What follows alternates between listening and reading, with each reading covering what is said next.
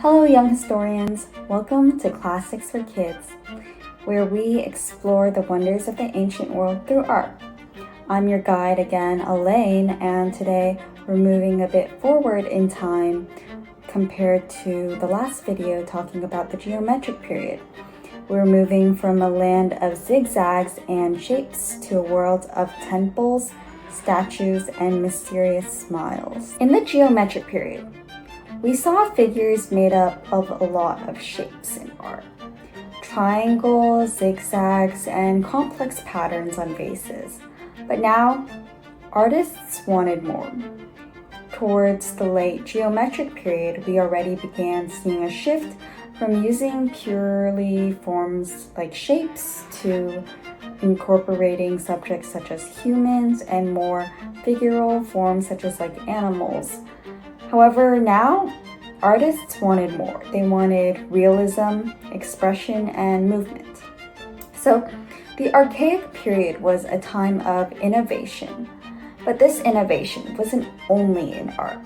It was also in the government, in writing, as well as architecture, which is the building designs that people create.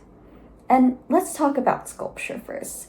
This was one of the most exciting changes of this era. During this period, the Greeks started carving life-size statues from stone, and two types in particular became very, very popular. And the first type is called the koros, and the second type is called the kori. So the koros is actually Greek for young man in English, and usually you'll see the statue as above, standing straight with 1 foot forward, arms at his side, and clothesless. And the second figure we often see is called the kori, which is Greek for maiden. This is a statue of a young woman, and she's always dressed in beautiful patterned robes, holding a gift or a flower in this position. She's always calm, graceful, and the epitome of politeness. But here's the interesting part. They all share something in common. Can you tell what that is? Well, it's the archaic smile. So if you look closely, you can barely see it, but they have a faint smile on their faces. And this mischievous little grin is carved onto every face almost during the Archaic period. Why? Well, since this was a long time ago, we don't have a definitive answer, but art historians theorize that this smile was to show life or beauty or maybe just a hopeful spirit. We don't fully know the meaning of the smile, but it really does make these ancient statues feel alive rather than reduced figures. Now, let's talk about something bigger. Greek temples. Let's talk about the construction of these temples.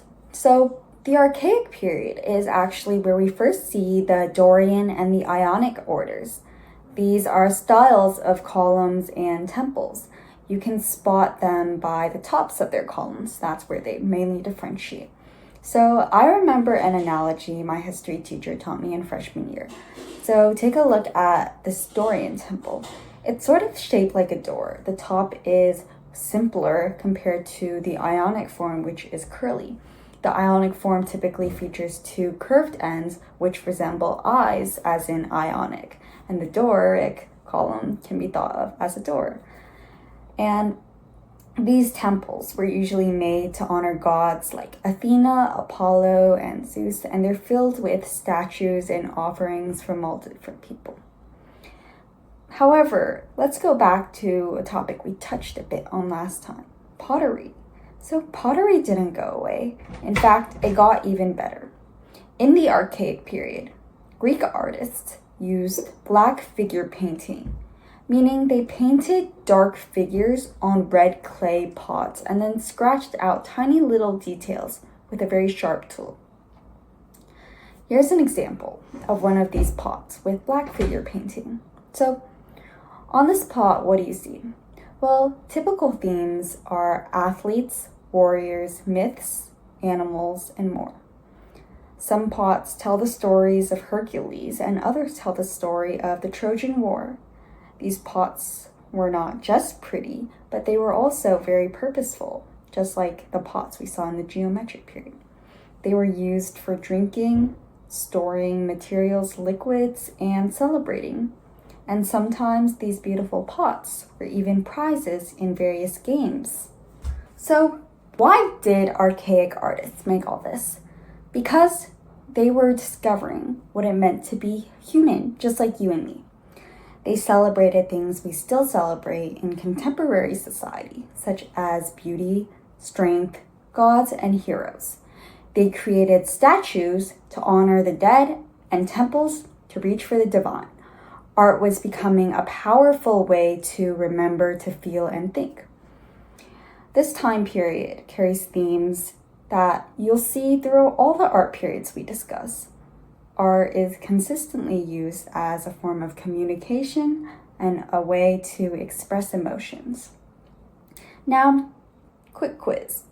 Do you guys still remember what this is called? Or this? Yes, you're correct. That's the archaic smile. Now, do you remember what this column is called versus this one? This one is shaped like a door. This one is shaped like an eye. So this is the Dorian column and this is the Ionic column. Now, let's finish the video with a couple of cool facts. First fact, every Koro statue looks pretty similar, but they were actually all inspired initially by Egyptian statues. Do you see the resemblance here? The second fact is the Temple of Hera at Olympia is one of the oldest Greek Doric temples still standing, over here. Now, it's your turn. Try sculpting a mini Koros or Koret out of clay or Play-Doh, or try to draw a Greek vase.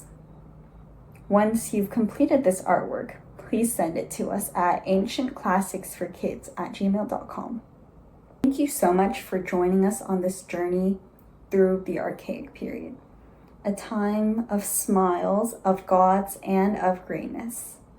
Next time, we will be diving into the Classical Period, when artists finally managed the human form. Get ready to experience a lot of marble sculptures and the birth of what we call contrapposto. See you then, and thank you so much for joining us on this journey today. If you enjoyed our video, but still have any questions remaining, feel free to contact us at demijang@classics.kids or ancientclassics4kids@gmail.com. You can also check out our website or join our mailing list for the latest updates. Thank you so much for watching.